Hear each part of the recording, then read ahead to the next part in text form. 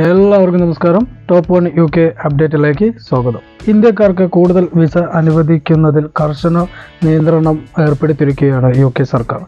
ഇന്ത്യയിൽ നിന്നും IT health പ്രൊഫഷണലുകൾക്കുള്ള അധിക വിസയുടെ എണ്ണം കൂട്ടണമെന്ന ഇന്ത്യയുടെ ആവശ്യം പരിഗണിക്കപ്പെടുന്നില്ല എന്നാണ് അറിയാൻ കഴിയുന്നത്. വർഷത്തിൽ 100 അധിക വിസകൾ മാത്രമേ നൽകൂ എന്നാണ് UKയുടെ നിലപാട്. ലണ്ടനിൽ ഇരു രാജ്യങ്ങളുടെയും വാണിജ്യകാര്യ മന്ത്രിമാർ തമ്മിൽ നടന്ന ചർച്ചയിൽ ഇന്ത്യ കൂടുതൽ വിസയെന്ന ആവശ്യം ആവർത്തിച്ചെങ്കിലും ഫലമുണ്ടായില്ല.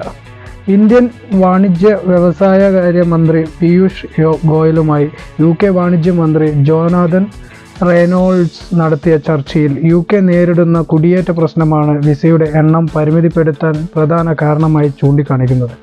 ഇന്ത്യ ഉൾപ്പെടെയുള്ള രാജ്യങ്ങൾക്കുള്ള പ്രൊഫഷണൽസ് വിസ നിയന്ത്രിക്കുന്നതിന് ബ്രിട്ടീഷ് സർക്കാരിന് മേൽ കടുത്ത രാഷ്ട്രീയ സമ്മർദ്ദമാണ് ഉള്ളത്. IT ഹെൽത്ത് കെയർ മേഖലകളിൽ UKയിൽ പ്രൊഫഷണലുകളെ ആവശ്യമാണെങ്കിലും വർദ്ധിച്ചു വരുന്ന കുടിയേറ്റം വിസ നിയന്ത്രണത്തിന് സർക്കാരിനെ പ്രേരിപ്പിക്കുന്നതായി ബ്രിട്ടീഷ് പത്രങ്ങൾ റിപ്പോർട്ട് ചെയ്തിട്ടുണ്ട്.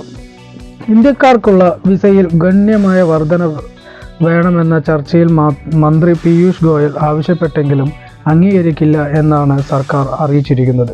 അതേസമയം UKയിൽ താൽക്കാലിക ജോലി ചെയ്യുന്ന ഇന്ത്യക്കാരിൽ നിന്നും മാസം തോറും സർക്കാരിൻ്റെ ഇൻഷുറൻസ് ഫണ്ടിലേക്ക് നൽകുന്ന തുക തിരിച്ചു നൽകണമെന്ന ആവശ്യം ഇന്ത്യ മുന്നോട്ട് വെച്ചിട്ടുണ്ട്.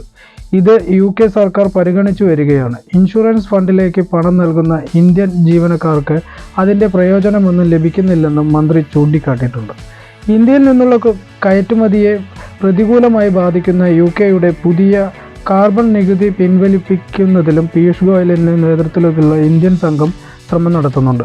യൂറോപ്യൻ യൂണിയൻ്റെ മാതൃകയിൽ കാർബൺ നികുതി ചുമത്താനാണ് UKയും ഒരുങ്ങുന്നത്. ഇന്ത്യ ഉൾപ്പെടെ കാർബൺ പുറന്തള്ളൽ നിലവാരത്തിൽ മുൻനിരയിൽ നിൽക്കുന്ന രാജ്യങ്ങൾക്ക് ഇത് കൂടുതൽ വെല്ലുവിളിയാകുമെന്നാണ് അറിയുന്നത്.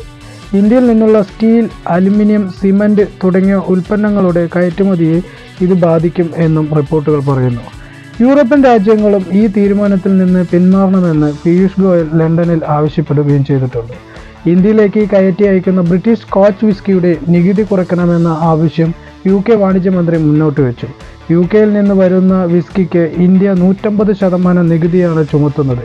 ഇത് 50% കുറയ്ക്കണമെന്നാണ് UKയുടെ ആവശ്യം. UK സന്ദർശനത്തിന് ശേഷം പീയൂഷ് ഗോയൽ യൂറോപ്പിലെ രാജ്യങ്ങളെയും സന്ദർശിച്ച് ഇന്ത്യൻ ധനകാര്യമന്ത്രി നിർമ്മല സീതാരാമൻ ഈ മാസം ആദ്യം UK സന്ദർശിക്കും എന്നാണ് റിപ്പോർട്ടുകൾ പറയുന്നത്.